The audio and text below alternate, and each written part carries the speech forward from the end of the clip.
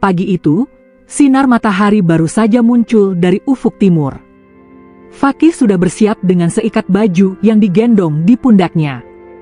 Bajunya sederhana, sandal jepit setia menemaninya, dan wajahnya penuh tekad.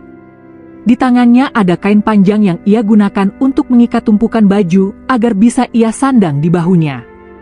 Itulah sumber rezekinya. Setiap hari ia berkeliling dari satu kampung ke kampung lain. Menyusuri gang sempit, mengetuk pintu rumah orang, menawarkan baju dengan senyum tulus meski sering ditolak. "Bu, ada baju baru. Murah saja, bahannya adem." Kadang ada yang membeli 1-2 potong. Lebih sering lagi, ia hanya mendapat tatapan sinis atau gelengan kepala. Bahkan tak jarang orang meremehkannya dengan kalimat pedas. "Ah, baju keliling lagi. Murahan ini, siapa juga yang mau pakai?" Fakih tersenyum, meski hatinya perih. Ia tahu, rezeki tidak selalu datang mudah. Sore itu ia pulang dengan keringat bercucuran. Dari gendongan baju, hanya 3 potong yang laku. Ia serahkan uang hasil jualan pada Valin, istrinya. "Alhamdulillah, Lin. Cukup buat beli lauk dan beras hari ini."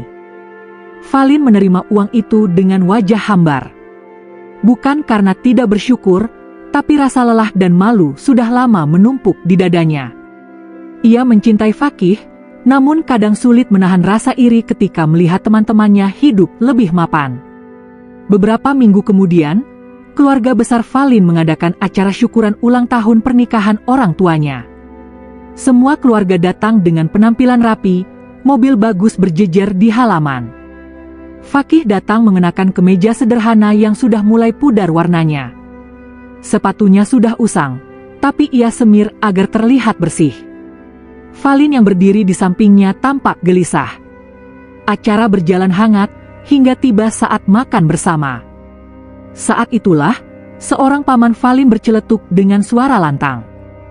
"Fakih, masih kuat gendong-gendong baju keliling? Untungnya berapa sih? Jangan-jangan lebih capek daripada hasilnya." Beberapa orang tertawa. Sepupu Valin menimpali.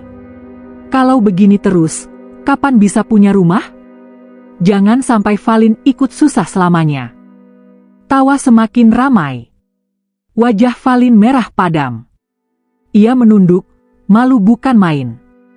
Fakih hanya menunduk, menahan perih di dadanya. Sesampainya di rumah, Valin tak bisa menahan emosinya.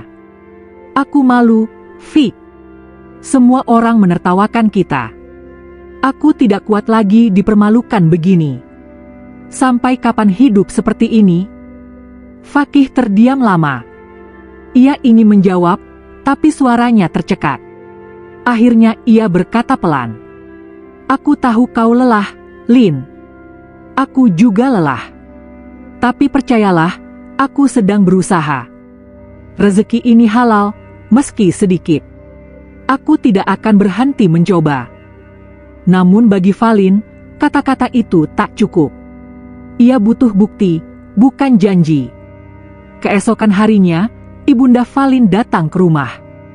Wajahnya keras, nadanya penuh amarah. "Fakih, kau laki-laki atau beban? Anakku cantik, pintar, tapi kau ajak menderita. Kalau kau benar cinta, lepaskan dia. Aku sudah punya calon yang lebih pantas. Namanya Damar, pengusaha muda. Kaya raya. Itu baru suami idaman." Fakih mencoba menahan diri. "Bu, saya mencintai Valin. Saya akan terus berusaha membahagiakan dia." "Usaha apa? Gendong baju keliling? Hahaha. Jangan mimpi tinggi-tinggi, Fakih. Kau tak akan pernah bisa membuat anakku hidup sejahtera." Ucapan itu menusuk. Tapi Fakih tetap diam. Ia tahu membantah hanya akan membuat keadaan makin buruk. Valin mendengar semua itu dari kamar. Hatinya guncang. Ia mencintai suaminya, tapi kata-kata ibunya terus terngiang. Ia mulai bimbang, apakah ibunya benar, Malam itu, Fakih sujud lama sekali. Air matanya jatuh membasahi sajadah. Ya Allah, jangan biarkan aku menyerah. Jangan biarkan aku kalah. Tunjukkan jalan MU agar aku bisa membuktikan diriku. Lindungi rumah tanggaku, meski semua orang meremehkan. Di saat orang-orang lain terlelap, ia tetap terjaga. Hatinya penuh tekad. Ia tahu, jalan hidupnya tak akan mudah. Tapi ia yakin, kerja keras dan doa tak akan pernah sia-sia. Beberapa hari kemudian, di pasar ia bertemu dengan seorang penjahit tua yang melihat baju dagangannya. "Nak, kalau kau bisa jahit sendiri, untungmu bisa lebih banyak. Jangan cuma jadi penjual, cobalah jadi pembuat." Kalimat itu menusuk benaknya. Sejak hari itu, Fakih mulai berpikir, bagaimana kalau aku belajar menjahit? Ia mulai menyisihkan sedikit demi sedikit hasil jualannya. Membeli mesin jahit bekas. Malam-malam ia belajar menjahit sendiri, meski sering salah potong kain, meski sering hasilnya buruk. Tapi ia tidak menyerah. Ia yakin, inilah awal dari jalannya. Hari-hari Fakih berubah sejak ia membeli mesin jahit bekas dengan tabungan hasil jualan bajunya. Mesin itu sudah tua, catnya terkelupas, bunyinya berdecit saat dipakai, tapi bagi Fakih mesin itu seperti harta karun. Malam-malam ia duduk di depan mesin itu, cahaya lampu minyak menyorot kain murahan yang ia beli dari pasar loak. Tangan kasarnya gemetar ketika mencoba menarik benang, kakinya kikuk menekan pedal. Hasil jahitan pertamanya, benang kusut, kain sobek, baju tak berbentuk. Tapi ia tidak putus asa. Malam berikutnya, ia mencoba lagi. Kali ini hasilnya sedikit lebih rapi, meski tetap jauh dari sempurna. Hari demi hari, Fakih terus berlatih. Jari-jarinya mulai terampil, telinganya terbiasa mendengar suara mesin yang berisik itu. Kadang Falin yang terbangun tengah malam melihat suaminya masih duduk di depan mesin. Ia mendesah panjang. "Tidurlah, Fik. Kau buang waktumu. Orang-orang tidak akan mau pakai baju buatanmu. Lebih baik kau fokus jualan saja." Fakih hanya tersenyum tipis. "Setiap orang mulai dari nol, Lin. Mungkin hasilku jelek sekarang. Tapi suatu hari nanti, orang akan bangga memakai baju buatanku." Falin memalingkan wajah. Kata-kata Fakih terdengar seperti mimpi kosong. Fakih memberanikan diri menjual baju hasil jahitannya. Ia memikul gendongan seperti biasa, tapi kali ini sebagian isinya adalah baju yang ia buat sendiri. "Bu, ini baju baru. Jahitan sendiri. Murah saja." Orang-orang menatap heran. Ada yang menolak dengan sopan, ada pula yang langsung mencibir. "Jahit sendiri? Memangnya siapa kau? Penjahit saja banyak, hasilnya lebih bagus. Baju buatanmu jelek, aku tak mau." Fakih tersenyum, menahan perih. Ia tahu, perjalanan ini panjang. Kadang ia pulang tanpa hasil, hanya membawa gendongan penuh. Falin menunggu di rumah dengan wajah kecewa. "Lihat, aku sudah bilang. Orang tidak akan mau beli baju buatanku. Kau hanya membuang tenaga."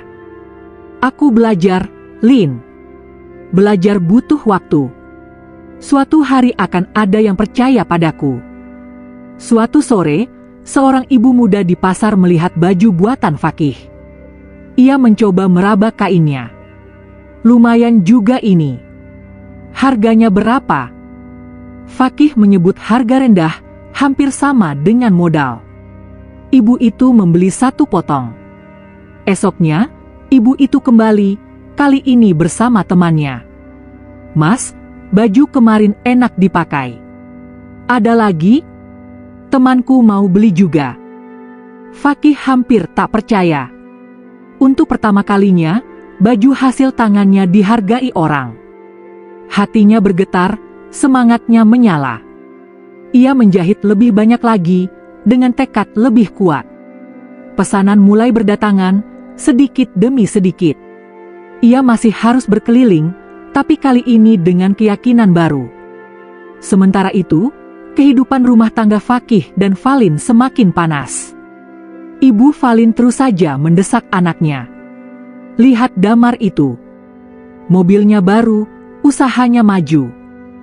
Kau buang waktumu bersama lelaki miskin itu, Lin. Ceraikan dia. Kau pantas dapat yang lebih baik. Bahkan, ibunya sengaja mengatur pertemuan antara Valin dan Damar. Damar memang rupawan. Ia pandai bicara, selalu rapi, dan punya pesona tersendiri. Setiap kali bertemu, ia menyapa Valin dengan hangat. Kau terlalu berharga untuk hidup susah, Valin. Kalau bersamaku, kau tidak perlu lelah. Aku bisa berikan semua yang kau butuhkan. Hati Valin goyah. Ia membandingkan suaminya yang pulang dengan baju penuh keringat, bau matahari, dengan Damar yang selalu wangi dan berkelas. Namun, setiap kali ia ingin menyerah, ada bayangan wajah Fakih yang dulu ia cintai dengan tulus. Bayangan itu menahannya, meski tipis. Suatu malam, ketika Fakih pulang dengan wajah letih, Valin meledak. Sampai kapan kau bertahan dengan impian kosongmu, Fik? Kau tidak lihat? Semua orang menertawakan kita. Ibuku benar, aku seharusnya bersama lelaki seperti Damar, bukan suami yang kerjaannya hanya keliling jual baju gendongan. Fakih terdiam. Hatinya seperti ditusuk. Lin, aku tahu aku bukan siapa-siapa sekarang. Tapi percayalah, aku tidak akan selamanya begini. Kapan? Besok? Tahun depan? 10 tahun lagi? Aku sudah lelah. Air mata Valin jatuh. Ia tak sadar, ucapannya menusuk hati Fakih lebih dalam daripada semua hinaan orang lain. Fakih keluar malam itu, duduk sendirian di masjid kecil dekat rumah. Ia menangis dalam sujud panjang, memohon kekuatan. Waktu berlalu. Sedikit demi sedikit, usaha Fakih mulai menampakkan hasil. Orang-orang mulai mengenal baju jahitannya. Mereka bilang, murah tapi nyaman dipakai. Pesanan bertambah, bahkan ada warung kecil yang meminta ia menyediakan stok. Fakih tak lagi hanya menjual baju bekas atau sisa pasar. Kini ia membawa baju hasil tangannya sendiri. Gendongannya semakin berat, tapi hatinya semakin ringan. Ia juga mulai menerima pesanan seragam sekolah dari tetangga.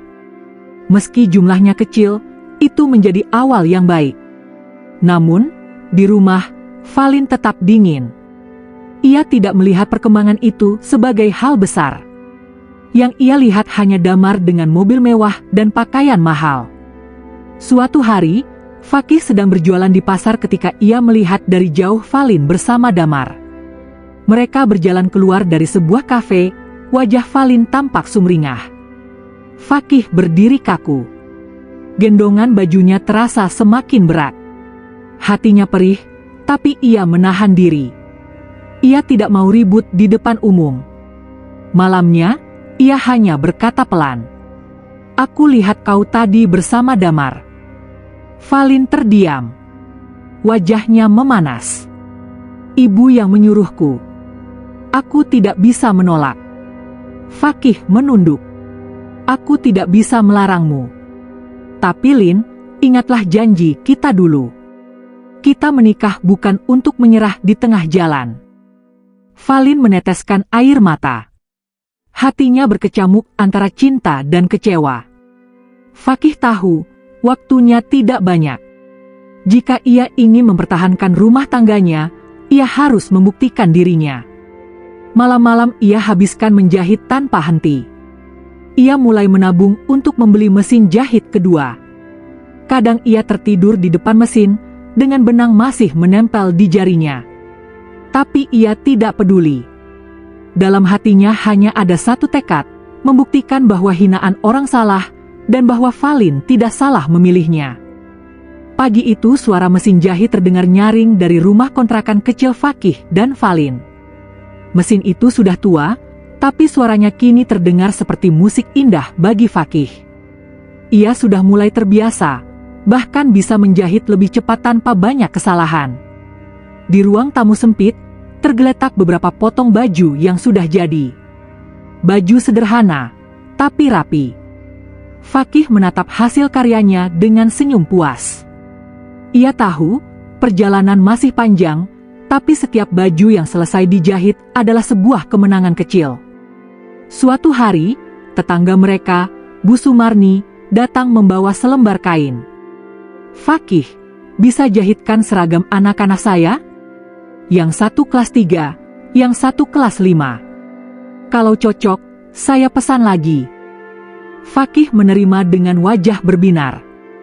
Malam itu ia menjahit dengan hati-hati, memastikan potongan kain rapi, benang tak berserabut. Ketika Bu Sumarni datang mengambil, ia tertegun. "Wah, rapi sekali, Fakih. Pas di badan anak-anak. Kau punya bakat, Nak." Kabar itu menyebar cepat. Beberapa tetangga lain ikut memesan seragam, daster, bahkan baju koko untuk suami mereka. Fakih mulai kebanjiran pesanan.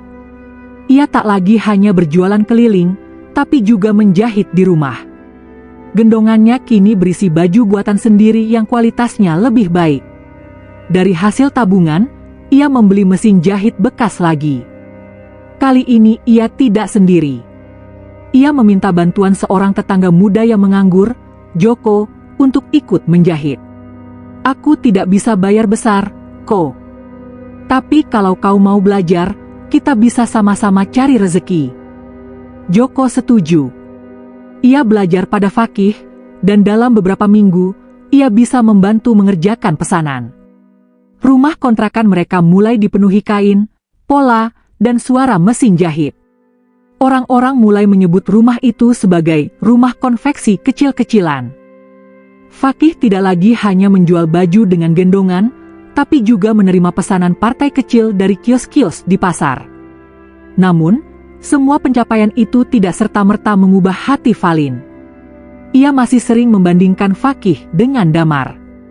Suatu malam, saat melihat Fakih sibuk menjahit hingga larut, ia berkata sinis, "Kau pikir ini bisa menyamai Damar? Dia punya toko besar, karyawan puluhan, mobil mewah. Sedangkan kau, rumah kontrakan penuh kain. Apa ini yang disebut sukses?" Fakih berhenti sejenak, menatap istrinya. "Aku tidak ingin menyamai siapa-siapa, Lin. Aku hanya ingin membuktikan kalau aku bisa. Kita bisa. Tanpa harus meninggalkan harga diri." Falin terdiam. Ada getaran halus di hatinya, tapi gengsi membuatnya tetap dingin. Ibunda Falin tak tinggal diam. Ia kembali datang, kali ini lebih keras. "Fakih, sampai kapan kau membuat anakku susah? Jangan kira usaha kecilmu itu bisa mengangkat derajat. Damar sudah menunggumu jatuh. Ceraikan anakku, biar dia hidup layak." Fakih menahan napas. "Bu, saya tidak akan melepaskan Falin. Saya mencintainya." Biarkan waktu yang menjawab. "Waktu? Jangan bodoh, Fakih. Kau hanya menunda derita. Anakku butuh kenyamanan sekarang, bukan mimpi kosongmu." Kata-kata itu menusuk hati Fakih. Namun ia memilih menunduk, diam, dan kembali fokus pada jahitannya. Beberapa bulan kemudian, sebuah toko di pasar kota memesan 100 potong seragam sekolah. Pesanan terbesar sepanjang hidup Fakih. Ia kaget, sekaligus bingung. "Mas Fakih, baju buatanmu bagus. Aku mau pasokan rutin tiap bulan. Bisa?" kata pemilik toko itu. Fakih hampir meneteskan air mata. Ia menerima, meski tahu itu berarti harus bekerja siang malam. Ia membeli mesin jahit ketiga dengan uang muka dari toko itu. Merekrut 2 penjahit lagi dari kampung. Rumah kontrakan makin penuh, suara mesin bergemuruh seperti pabrik kecil. Tetangga sering heran, Fakih ini luar biasa. Dari gendongan baju, sekarang sudah punya orang kerja. Fakih hanya tersenyum.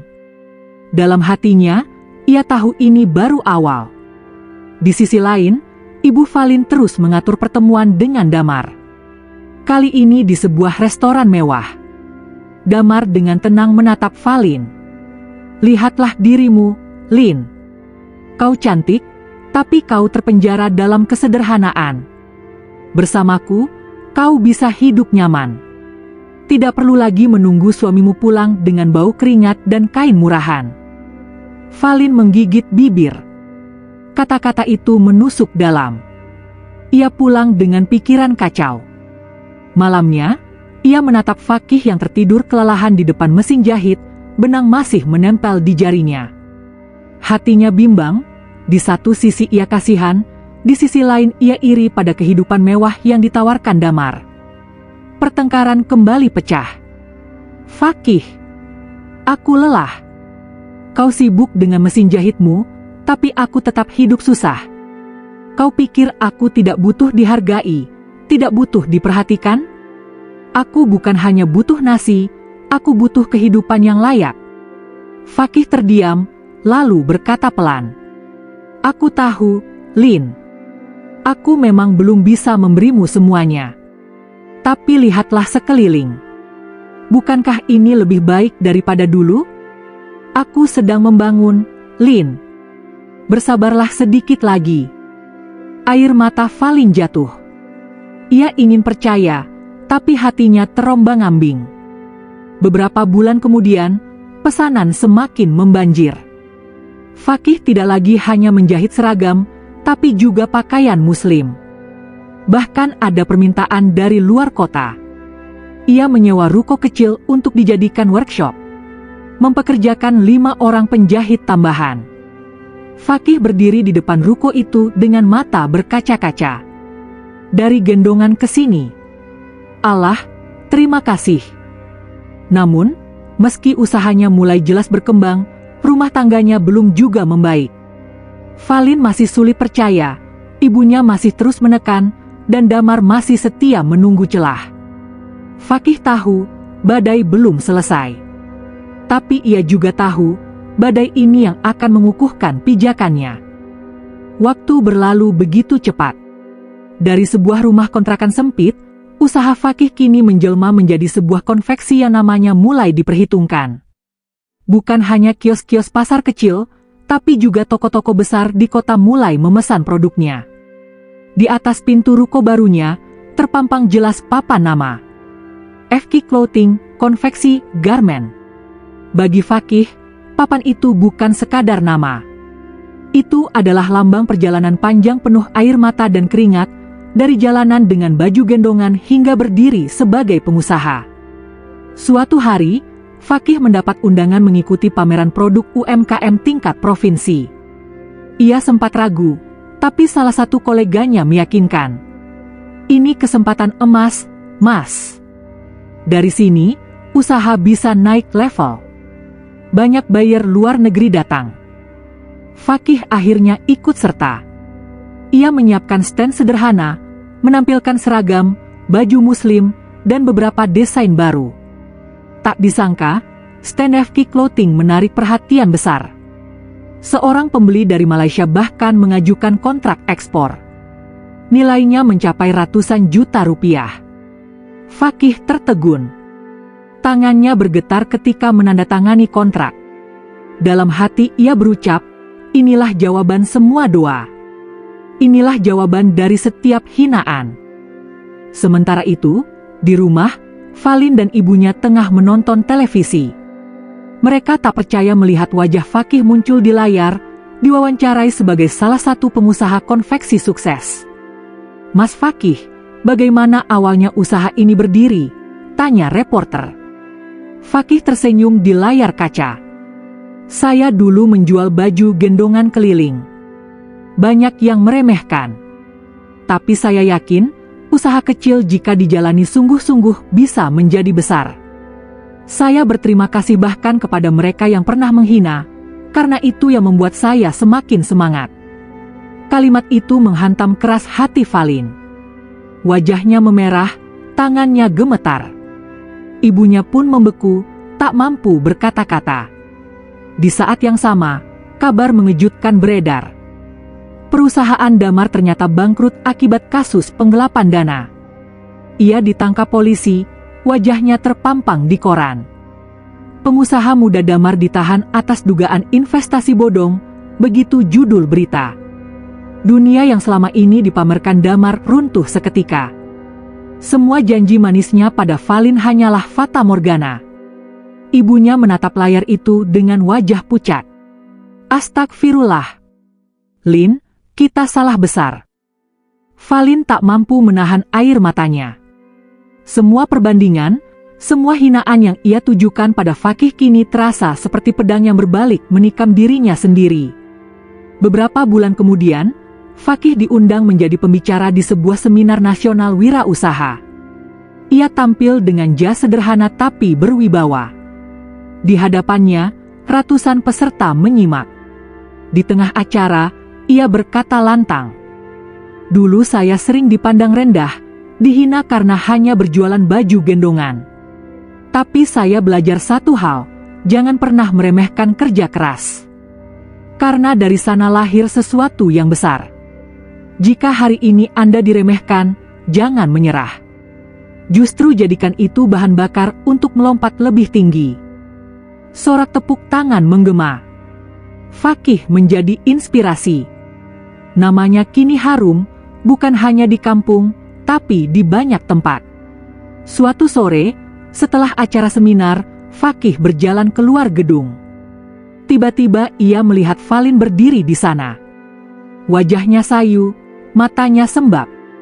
"Fakih," suaranya lirih. Fakih menatapnya. Ada sejenak hening. Ingatan masa lalu menyeruak, hinaan, tangisan, bentakan. Namun juga kenangan indah ketika mereka dulu masih saling mencinta. Aku salah, Fik. Aku terlalu buta. Aku ikut kata-kata ibu, ikut terpesona oleh Damar. Padahal kaulah yang tulus mencintaiku. Maafkan aku, Fik, kumohon, izinkan aku kembali." Fakih terdiam lama. Ia menarik napas dalam-dalam. "Lin, aku tidak pernah membencimu. Tapi luka yang kau tinggalkan terlalu dalam. Ketika aku berjuang, kau justru meragukanku. Saat aku jatuh, kau bukan menopang, tapi mendorongku semakin jatuh. Aku bangkit bukan karena dukunganmu, tapi meski tanpa dirimu." Air mata Valin semakin deras. "Aku berjanji akan berubah, Fik. Aku akan mendukungmu mulai sekarang." Fakih menatapnya dengan mata teduh, lalu berkata pelan tapi tegas, "Lin, aku sudah menemukan seseorang yang mendukungku sejak aku tak punya apa-apa. Ia bukan siapa-siapa, hanya perempuan sederhana yang percaya padaku. Saat aku jatuh, dia menolongku. Saat aku bangkit, dia ikut tersenyum. Dan aku sudah memilihnya." Tubuh Valin limbung. Seakan bumi runtuh di bawah kakinya. Beberapa hari kemudian, masyarakat kampung dihebohkan dengan pesta pernikahan sederhana namun penuh hikmat. Fakih menikahi seorang perempuan yang dulu selalu ada di sisinya, Siti, mantan tetangga yang dulu ia ajari menjahit dan setia membantu ketika Fakih sibuk memenuhi pesanan. Orang-orang kagum. Mereka berkata, Fakih pantas mendapatkan kebahagiaan ini. Ia berjuang dari bawah, tak menyerah, dan kini menuai hasilnya. Sementara itu, Valin hanya bisa menyaksikan dari kejauhan. Air matanya jatuh tanpa henti. Ibunya menunduk penuh penyesalan, sadar betapa besar kesalahan yang telah mereka buat. Beberapa tahun kemudian, FK Clothing menjelma menjadi perusahaan besar, mengekspor pakaian ke berbagai negara. Fakih sering diundang berbicara di televisi, bahkan mendapat penghargaan nasional. Dalam sebuah wawancara, ketika ditanya apa rahasianya, ia menjawab, "Jangan takut memulai dari bawah, bahkan dari gendongan kain. Jangan takut dihina, karena kadang hinaan adalah bahan bakar terkuat. Yang terpenting, Temukan orang yang benar-benar percaya pada Anda, bahkan ketika Anda bukan siapa-siapa. Wawancara itu ditutup dengan gambar Fakih tersenyum bersama istri barunya dan anak mereka. Di rumahnya, Valin menonton dengan mata sembab. Ia sadar, kebahagiaan yang ia dambakan kini berada di genggaman orang lain. Semua sudah terlambat. Fakih, lelaki yang dulu ia hina karena gendongan baju, kini berdiri megah sebagai sosok yang dihormati. Dan ia tak lagi menoleh ke belakang.